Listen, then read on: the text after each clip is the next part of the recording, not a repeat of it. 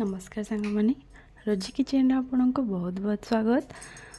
तो आज चलते गोटे नुआ रेसिपी देखा जोटा कि मु पत्रा कोबी बनई। तो यहाँ नॉन भेज भी हो पार भेज भी हो पार आप दुई प्रकार वीडियो जानीपर। तो चलते भी देखा कौन कौन सब मुझे नहीं पत्रा कोबी मुझे काटिकी नहीं जाइए पतला पतला करके काटिकी।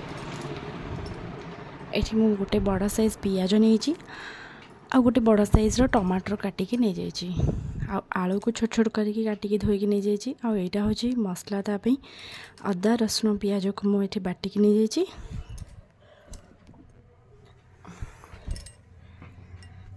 तो प्रथम आम कौन करवा ना गोटे कड़ई तेल पकई बहुत भल भाव में मुझे गरम करनी थी। तो काटिकी रखि पियाज को मुझे ऐड कर नौची।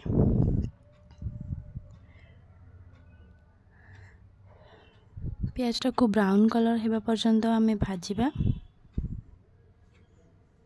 ता पूर्व कहवाक चाहिए कि चैनल रे नुआ थिले चैनल को सब्सक्राइब करेंगे और चैनल रे आगुरी थिले कमेंट शेयर लाइक करेंगे।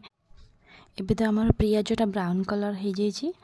तो एबे मु मसला को ये ढाली नहीं तादे जस्ट लगी न लगे कि मुझे कौन करना टिके जस्ट पानी ऐड करके आपको भल भाव में घांटा। तो ये मु पंच फुटण ऐड करी तेल आपड़ चाहिए से स्किप करें ऐड भी करें। तो ये मसला टिके होगला मुझे टमाटो को पकई। तो ए मु लुण हलदी जीरा गुंड काश्मीर चिली गुंड आ गोटे हूँ जोटा राग लगे से लंका गुंडटा ही नहीं।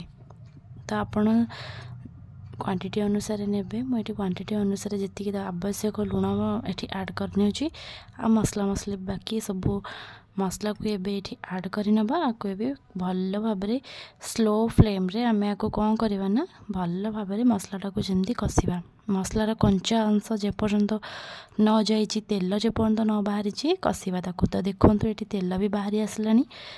तो ये मु कौन करी ना जो कटा होता आलूटा को पकेबी जेहेतु ये कोबीटा को बहुत छोट छोट करके काटी नहीं से आगु आलूटा को ऐड करी ना यहाँ आलूटा रही सेमती सीझबनी। तो आपको ये मु कभर करने 2 ରୁ 3 मिनट कि देखो कभर करनेला देखो मसलारू तेल भी बाहरी आसलानी आलू भी अधा सीझा पूरा पाखापाखि हो गलानी। तो ये आम कौन करवा ना पत्र कोबी जो काटिकी रखी थे सेटा को ही एबे ऐड करनबा। तो आपको भल भाव में आम कौन करवा ना घांटा भल भाव में मिक्स हवा पर्यंत एमती घांटा।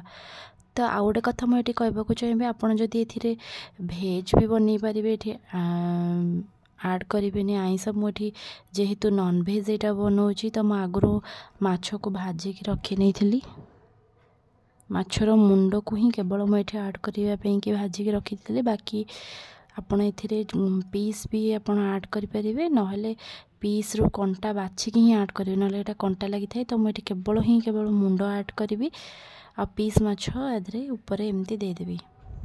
तो यहाँ देखो मुझे भल भाव में घाटी नेली यहाँ को एमती कभर करनबा।